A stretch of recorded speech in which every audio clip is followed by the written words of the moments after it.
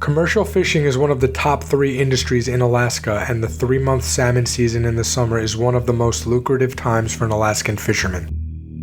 In the 1970s and 1980s, salmon prices were at their highest, and 3 months of hard work could earn the captain and crew of a fishing boat $500,000 or more.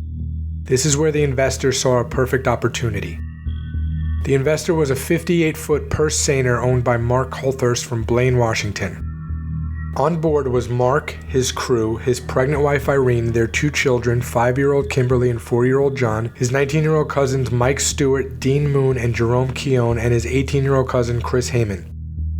On Sunday, September 5, 1982, the investor sailed into Craig, Alaska, and unloaded its recent catch of 77,000 pounds of pink salmon. After unloading its haul, the investor pulled into the North Cove dock in Craig.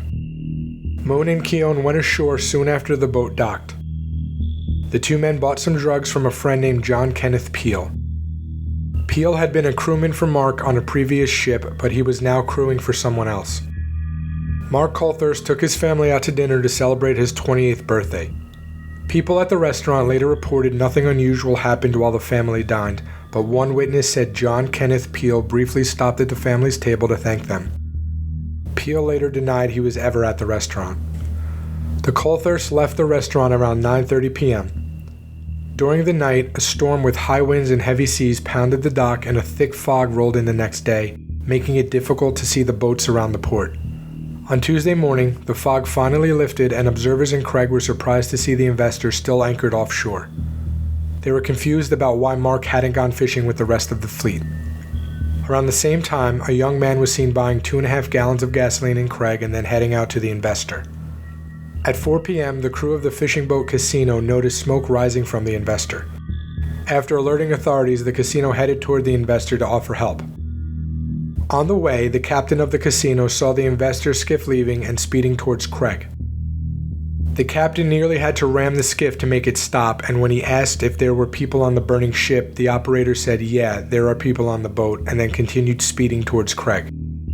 Once this mysterious man reached the Craig dock, he spoke to at least 3 people before he walked into town and disappeared. By the time the casino finally reached the investor, it was fully engulfed in flames and too hot for the crew of the casino to approach. Alaska State Trooper Bob Anderson was the first law enforcement official to arrive on the scene.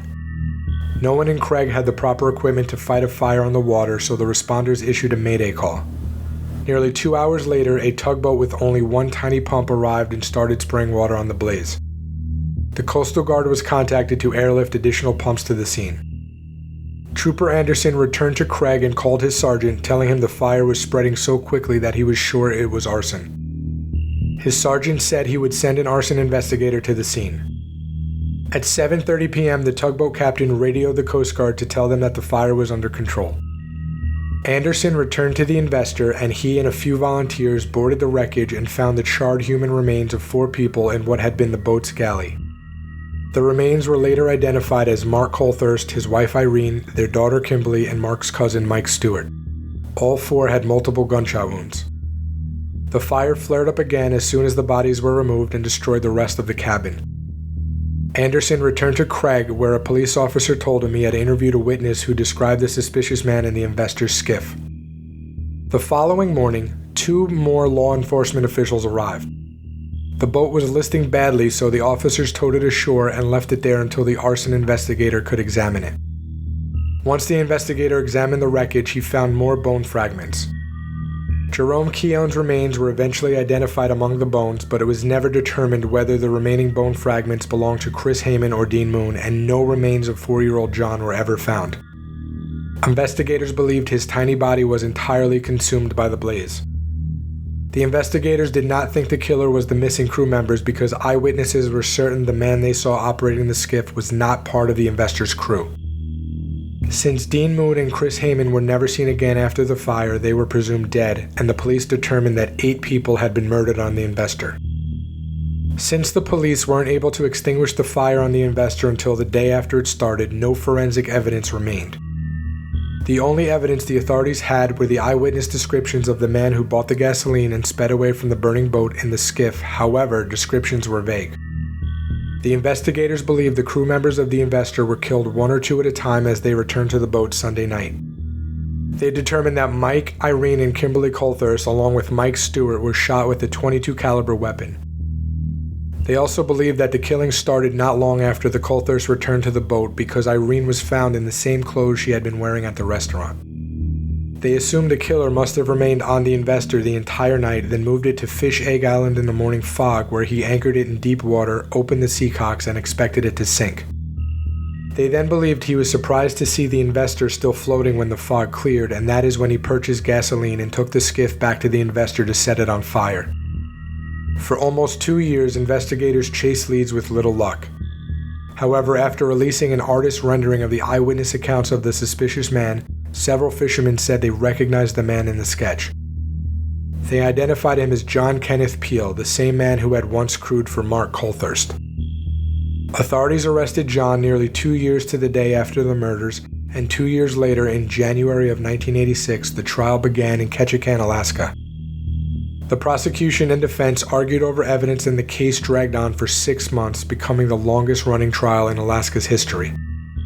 The state said that Peel's motive was based on revenge because Coulthurst had fired him the previous year.